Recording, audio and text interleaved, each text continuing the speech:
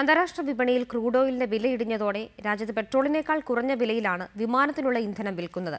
പെട്രോളിന്റെ എക്സൈസ് തീരുവ കേന്ദ്ര സർക്കാർ അടിക്കടി കൂട്ടിയതാണ് അന്താരാഷ്ട്ര വിപണിയിലെ വിലയിടിവ് ഗുണഭോക്താക്കൾക്ക് ലഭിക്കാത്തതിന്റെ കാരണം.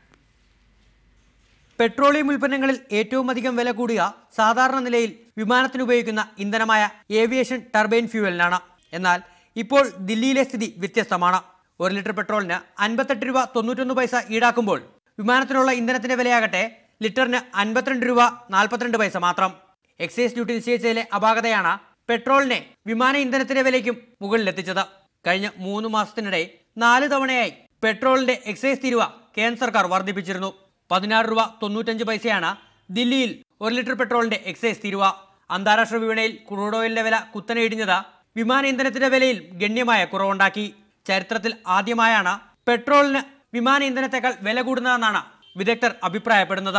ആഭ്യന്തര വിപണിയിൽ പെട്രോളിന്റെ വില ഇനിയും താഴ്ത്താൻ സർക്കാരിന് കഴിയുമെന്നതിന്റെ ഉദാഹരണമായും വിമാന ഇന്ധനവുമായുള്ള വിലയിലെ അന്തരം വിലയിരുത്തപ്പെടുന്നുണ്ട്. റിപ്പോർട്ടർ, ദില്ലി.